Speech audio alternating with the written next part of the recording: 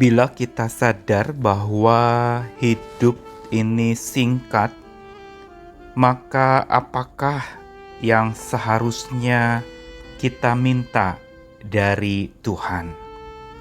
Apakah perpanjangan usia atau minta untuk hidup ini tidak sesingkat itu, atau memohon untuk supaya kita panjang umur dan terhindar dari kematian bahkan, padahal itu fakta yang harus dihadapi? Tentu banyak permintaan-permintaan lain yang kita bisa ajukan setelah tahu hidup ini singkat. Tetapi apa yang seharusnya dengan bijak kita minta dari Tuhan saat hidup ini singkat dan kita semua akan berpulang ke rumah Bapa Pencipta kita? Saya Nikolas Kurniawan menemani di dalam sabdanya menyapa kita lagi hari ini dari masih Mazmur 90 ayat yang ke-13 sampai 14. Kali ini, kembalilah ya Tuhan, berapa lama lagi, dan sayangilah hamba-hambamu. Kenyangkanlah kami di waktu pagi dengan kasih setiamu, supaya kami bersorak-sorai dan bersuka cita semasa hari-hari kami. Musa paham betul tentang sebuah realita bahwa manusia akan dikembalikan kepada debu oleh Tuhan. Bukankah itu yang dikatakan dalam ayat ketiga? Tuhan kembalikan manusia pada debu dan berkata, kembalilah hai anak-anak manusia. Tetapi pemahaman bahwa kita semua akan kembali menjadi debu itu tidak membuat lalu Musa protes dan tidak bisa menerimanya. Dia tahu bahwa dia pun termasuk dalam kelompok orang-orang yang Tuhan katakan tidak akan masuk tanah perjanjian, akan mati di padang gurun. Tetapi Musa justru menerima kenyataan ini.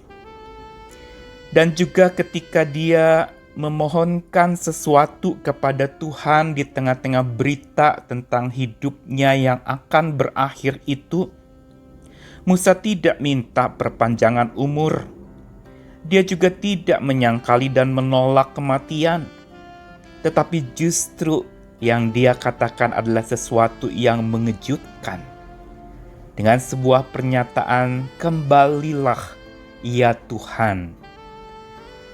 Kata ini sama dengan apa yang dikatakan di ayat 3 waktu Tuhan mengatakan, kembalilah hai anak-anak manusia menjadi debu. Musa tahu bahwa dia akan kembali jadi debu dan karena itu dia kepingin Tuhan kembali kepadanya. Kembali kepada dirinya yang adalah debu. Ini sebuah permohonan iman yang luar biasa dari Musa. Dia tidak bisa menyangkali bahwa hidupnya akan berakhir. Tapi karena dia tahu hidupnya akan berakhir, dia justru memohon kepada Tuhan untuk mempersiapkan dia menghadapi akhir itu.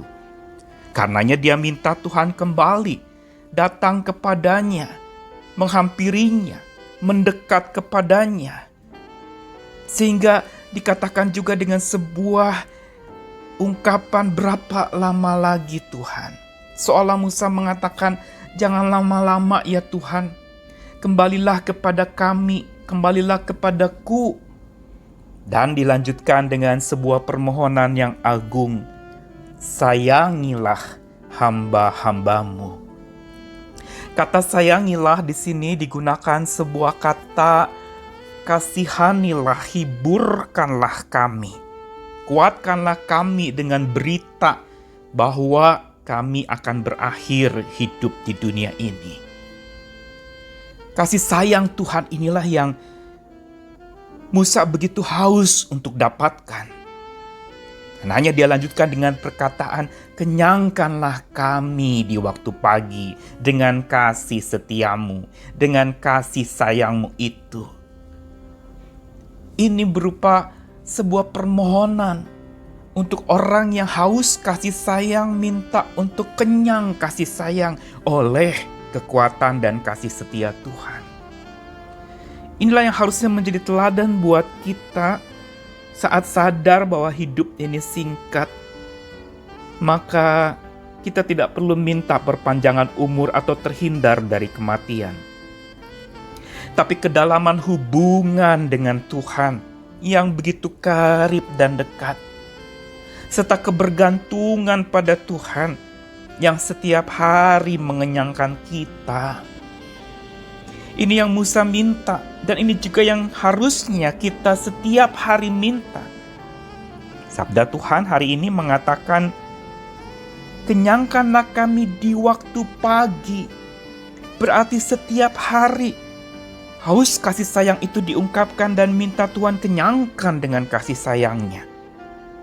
Ini yang kita perlukan. Setiap pagi kita perlu mengawalinya dengan dikenyangkan oleh Tuhan dengan kasih sayangnya yang ajaib itu. Sehingga kita tidak lagi mengalami ketakutan, tidak lagi mengalami kengerian menghadapi apapun juga termasuk kematian. Bila itu datang menimpa kita, menyerang, menjatuhkan atau menghadang kita, itu tidak akan lagi terjadi bila kita kenyang dengan kasih sayang Tuhan. Bukankah firman Tuhan katakan dalam kasih sempurna itu tidak ada ketakutan? Kasih yang sempurna itu mengalahkan ketakutan. Karena itu, menghadapi ngerinya kematian itu, marilah kita hidup dalam kasih sayang Tuhan yang mengenyangkan kita. Awalilah setiap hari bersamanya. Awalilah segalanya bersamanya. Maka ia akan mengawalmu selamanya. Setiap hari, mengawali hari, selalu bersama dengan Tuhan. Karena kita sadar kita hamba-hambanya. Dia Tuhan kita, yang kepadanya kita berharap, yang kepadanya kita bergantung, yang kepadanya kita perlu menjalin hubungan yang dalam dan kebergantungan yang kuat, sehingga dia mengenyahkan segala rasa ngeri kita dan menggantinya dengan kasih sayang yang berlimpah-limpah, sehingga saat kita berhadapan dengan kematian itu, kita tidak lagi takut, karena gada dan tongkat sang gembala baik itu beserta dengan kita, melindungi dan menjaga kita, menghibur dan menguatkan kita. Kita tidak tahu kapan akhirnya, tapi mari berjalan bersama dengan Tuhan yang awal dan yang akhir itu. Karena Dia tahu awal kita, Dia tahu akhir kita. Karena itu, berjalanlah bersama Dia senantiasa.